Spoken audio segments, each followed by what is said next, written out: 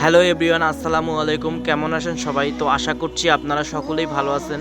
তো পুরাতন বছরকে বিদায় আর নতুন বছরকে স্বাগত জানানোর জন্য তো সবাই যখন আতশবাতি, বিভিন্ন গান বাজনা বা ডিজে পার্টির মাধ্যমে নতুন বছরকে স্বাগত জানাচ্ছে, তো এই সকল বাদ দিয়ে আমরা সকলের চাইতে একটু অন্যভাবে এ বছরটা শুরু করলাম।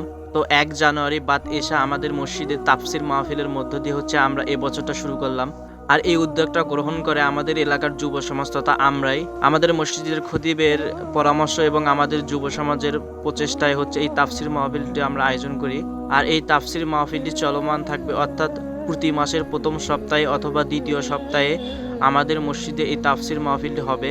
আর এই তাফসির মাহফিলে পর্যায়ক্রমে দেশবরেণ্য বিভিন্ন আলেমরা এখানে এসে তাফসির পেশ করবেন। তো যেহেতু 25 সালের 1 জানুয়ারি থেকে আমাদের এই তাফসির মাহফিলের কার্যক্রম শুরু হলো, তো সেই জন্য আমরা তবরকের ব্যবস্থা করি।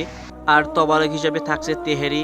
তাফসির মাহফিল থেকে শুরু করে তবরক রান্না পর্যন্ত আমরা সবাই যুব সমাজ ঐক্যবদ্ধ হয়ে এই কাজটি সম্পন্ন করি। তো তবরক হিসেবে আমরা যে তেহরিটা রান্না করব, আর এই তেহরিটা হচ্ছে মুরগির মাংস দিয়ে রান্না করা হবে। তো সেই জন্য আমরা প্রথমেই আগে মুরগির মাংসটা প্রস্তুত করি।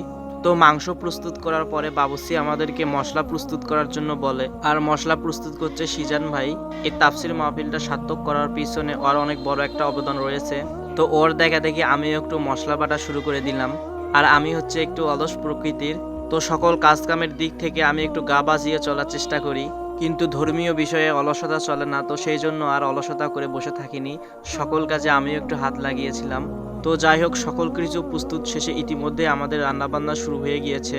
তো রান্নাবান্না শুরু হওয়ার পর বাবুর্চি একের পর এক বিভিন্ন ধরনের মশলা দিচ্ছে। আর বাবুর্চি হিসেবে যিনি রান্না করছেন উনি আমাদের রিলেটিভ, তো সেই জন্য রান্নাটা আরও অনেক সহজ হয়, সকল কিছু আমাদেরকে বুঝিয়ে দিচ্ছে। তো সেইভাবে আমরাও কাজ করছি। তো রান্নার কার্যক্রমটা আমরা শুরু করি মূলত 5টার পর থেকে। তো সেই জন্য একটু রান্না করতে করতে রাত হয়ে যায়, যেহেতু খাবারটা এশার নামাজের পর আমরা দিব, তো সেই জন্য দেরি করেই শুরু করি। আর এই আয়োজনটি সফল করার জন্য আমাদের সকলকে বিভিন্ন ধরনের কাজ ভাগ করে দেওয়া হয়। আর আমাকে দায়িত্ব দেওয়া হয়েছিল খাবার প্রস্তুত করার এখানে। আর আমাকে যে দায়িত্ব দেওয়া হয়েছিল সেই দায়িত্ব সঠিকভাবে পালন করার চেষ্টা করেছি। আর আপনাদের মাঝে বিভিন্ন তথ্য জানাতে জানাতে আমাদের রান্নার কাজ ইতিমধ্যেই শেষ হয়ে যায়। আর এই তেহরিগুলো রান্না শেষে আমরা সবাই প্যাকেটিং শুরু করে দেই। আর প্যাকেটিংয়ের কাজগুলো আমরা সবাই সম্মিলিতভাবে করি। আর প্যাকেটিং শেষে মসজিদে যারা বয়ান শুনতে আসছিল সকলের মাঝে আমরা বিলি করে দেই। আর মসজিদে যখন বয়ান হয় তখন আমরা কেউই ভিডিও করা মুডে ছিলাম না, তো সেই জন্য মসজিদের ভিডিও আসলে দেওয়া হয়নি। আর সেই সঙ্গে আমি আমার এই ভিডিওর মাধ্যমে সকলকে ধন্যবাদ জানাই যারা এই আয়োজনটি সফল করতে আর্থিকভাবে সহযোগিতা করেছিল।